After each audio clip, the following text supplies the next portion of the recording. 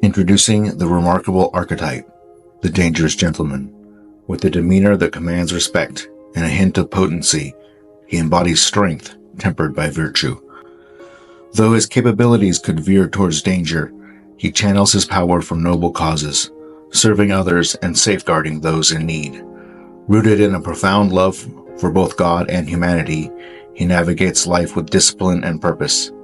In his presence, one witnesses the harmonious blend of power and benevolence, a testament to the true essence of masculinity.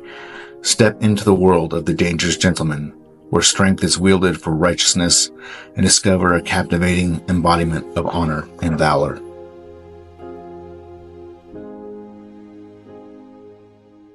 Greetings and welcome to Storytime with the Dangerous Gentleman.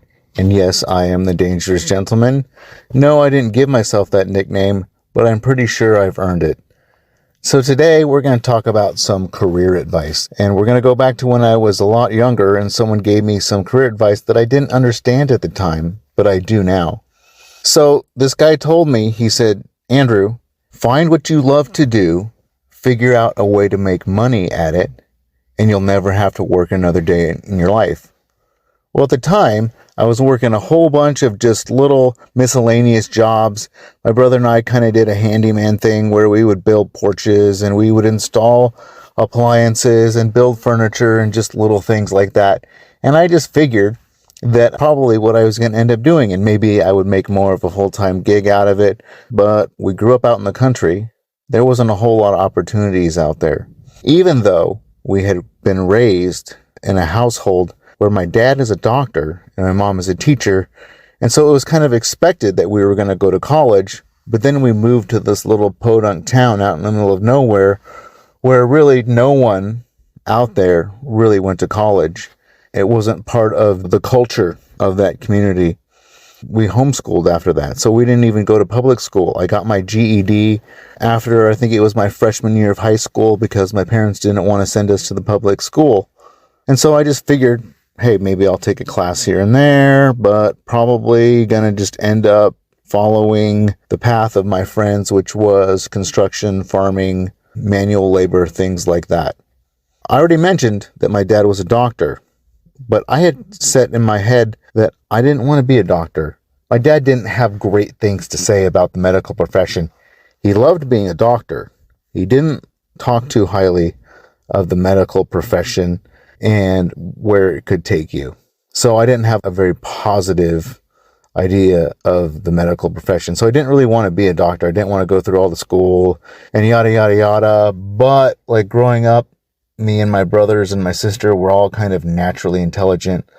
Having a dad as a doctor and a mom as a teacher kind of helps to get that intellectual thought, that thinking side of you going. We had some very interesting discussions sometimes at the dinner table. It got off on some pretty wild tangents at times, but they were usually fun.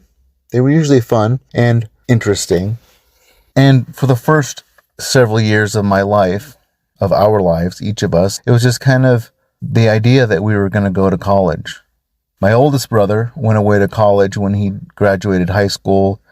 He went for about a year and a half, and then he dropped out of college and moved across the country to train horses. So that was his thing. He was the first one to try college. The rest of us got through the end of high school and just kind of hung around. Like I said, my brother and I kind of had a business. You know, we did odd jobs here and there. We were willing to just kind of work under the table for cash, but just figured that that was going to be. We had grand ideas that we were going to change the world and all this, but we never really had. I mean, we had ideas about it, but we didn't have any plans about it. And so that's one thing, is that you can have ideas about things, but if you don't ever make a plan, you're never going to get anywhere. And so we just kind of stuck around. And I thought about joining the military. Eventually, I did decide that I was going to go to college, and so I started taking a class here and there. I took like drama. I took intro to business. I just started kind of doing my thing, just taking a class here and there. And then 9/11 hit. So I kind of went through the process of potentially joining in the military. There's an interesting ending of that story that I'll get to here in just a minute. But I had started taking some classes at the local community college. I had a job and we had a farm. So there were literally days. It's crazy, but this is absolutely true. It sounds like something that you read in a storybook or hear some wild tall tale about. But there were days when I would wake up early in the morning, go out, milk the cow, drive into work my morning shift, go take a test at the college on my lunch break, go back to work. I was working at a feed store, finish the afternoon at the feed store, go back up to the college, take an evening class, drive back home and milk the cow, and then do homework, and then try to go to bed. So I did that for a while. Not every day was like that, but there were days that were like that, and there were days that were less busy. But I was just, like I said, going along, doing my thing. I felt like, hey, I'm finally in college, and no one else in the community, in the little group that I grew up with, no one else was taking college classes. Everyone else was just doing the farm boy thing, handyman thing, construction thing. I got a little ways in to college. Like, I was going to maybe get a teaching degree, maybe get an English degree. I fancied myself a writer.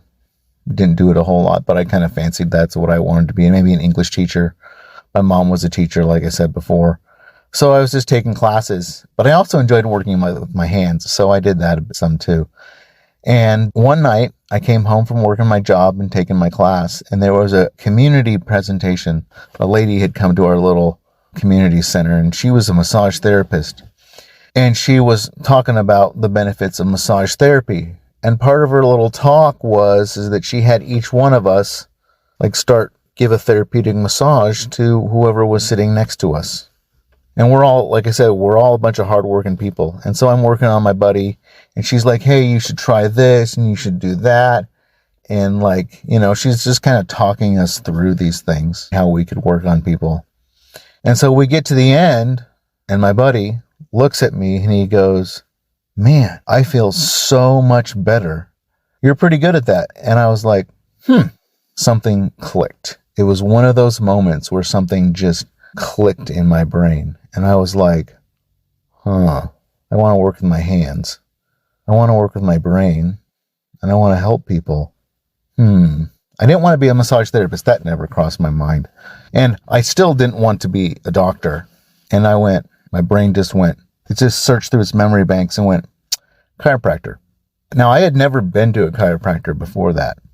I had pseudo chiropractic adjustments. My brother, who had been to chiropractors, he kind of pushed on my back one time when I was in excruciating pain and maybe helped a little bit or whatever. But I had never been to a chiropractor. That very night after that community meeting, and whatever it was clicked in my brain, I went home and I started to do research on what it took to become a chiropractor. I looked at schools, I looked at the degree requirements, I looked at prerequisites, and within an hour, before I went to bed that night, I knew that's what I wanted to be. I knew I wanted to be a chiropractor. And so the very next day, I woke up and I was like, Mom, I want to be a chiropractor. And I started to tell people that I wanted to be a chiropractor, and everyone just kind of looks at me and goes, cool. There was just a total witness. Everyone I talked to was like, yeah, man, we could really use a chiropractor around here. Your brain and all that stuff, you'll take after your dad being a doctor. You'll take after your dad. You'll be a great chiropractor, and you're good with your hands. That's a great idea. You should go do that. And so I went in the next time I was in school, and I enrolled in every single science class they had available. And I just, in that moment, switched. And I was like, I'm going to be a chiropractor. And I took every single science class that was available at the community college, which, being a small community college, there wasn't a whole lot. I went and shadowed some chiropractors in the local small town there. And I was like, well, this is definitely what I want to be. And the more time that went by and the more classes I took, the more I realized, the more I just witnessed that this is what I wanted to do. And I finished up all the classes at the local community college that they had for science, and I had to transfer to go to Eastern Washington University, which is a 2-hour drive away from where I was living, which isn't that far. But it was far enough away that it was like, oh, I'm actually moving out from home. I spent the next 2 years then at Eastern Washington University getting all my prereqs out of the way. And I only went to visit one chiropractic school. There aren't that many. I don't know if you ever looked. There's only I think there's 18 chiropractic schools in the entire United States. And the closest one was Portland, which was like a 7-hour drive from my mom's, 5-hour drive from Spokane. And we went and visited. Me and my mom went down there to visit. And within a very short period of time, I decided that's where I wanted to go. I didn't go visit any others. I just wanted to go to that one because it was the closest one to home, honestly. And it seemed like a reasonable fit. So I finished up my 2 years at Eastern, moved to Portland, got my 4-year degree. It's 4 years of undergrad and 4 years of chiropractic school to get your doctorate in chiropractic. And since I didn't have a girlfriend, I didn't have a wife, I didn't have kids, I didn't have a whole bunch of stuff going on, I went to school all summer and I didn't skip any classes. I just went straight through and I got my 4-year doctorate degree in just over 3 years. That's how much I knew I wanted to be a chiropractor. That's how driven I was to get that. I didn't want to waste any time. I wanted to get it done, and I wanted to get at it, and I wanted to start helping people. And once I got out, I moved back to Spokane, went to go work for a chiropractor, and I just realized that as of this summer, I will have been a chiropractor, a licensed chiropractor in the state of Washington for 15 years. 15 years of doing this. I'd like to think that I'm fairly decent at my job by now, but I don't really actually even call it a job, which brings me to the next point. People ask me what I do for a living or what my job is, and I'm like, I don't really have a job. I get to do something that I love, and I get to help people, and I happen to be able to make a decent living at it. And so, as I've thought about this over the years, that piece of advice that guy gave me back when I was a teenager, where he said, figure out what you love to do, figure out a way to make money at it, and you'll never have to work another day in your life. To this day now, even, I don't consider what I do to be work because I love it that much. It is my passion. It is my calling. It energizes me. I go to work and I get energized by helping people and doing what I do and doing what I love. So find what you love, figure out a way to make money at it, and you'll never have to work another day in your life. Not everybody can do that, but if you can, try it. If you can, figure out your passion, figure out your love, figure out a way that you can help other people in whatever it is that you're doing, and your job will be much less of a burden on you. It may even give you energy. It may even be life to you. I count myself fortunate to have found that. So that's my encouragement to you today. Figure out, just wait, maybe something will hit you. At one moment, something will click and you'll be like, yes, this is where I'm supposed to be. This is what I'm supposed to be doing. And then do it. Side note, I'm going to skip back to what I talked about with the military. So I went into the Army recruiter's office and they had all my contact information. Then I kind of went on the track of being a chiropractor. Well, one day they called the house looking for me, and my brother picked up the phone. My twin brother picked up the phone, and the Army recruiter's like, hey, can I talk to Andrew? And of course I wasn't there. I was working. He's like, well, no, he's not here. He's like, well, but I'll talk to you. And so my brother talked to him. Bottom line, my brother enlisted in the military, did 8 years active duty, and it changed the course of the trajectory of his life. It got him out of that little town, and it was a good deal for him. So just a little side note, because of actions I had taken, they ended up calling my brother and talking him into joining the military. So that's my story for this week. Find what you love, and I'll talk to you next time. So if you like this content, please give it a rating, a review, and share it with your friends. Also, if you'd like to learn a little bit more about me and what I'm all about and what I can maybe do for you, check out my website at thedangerousgentleman.org. That's thedangerousgentleman.org. Thank you for listening.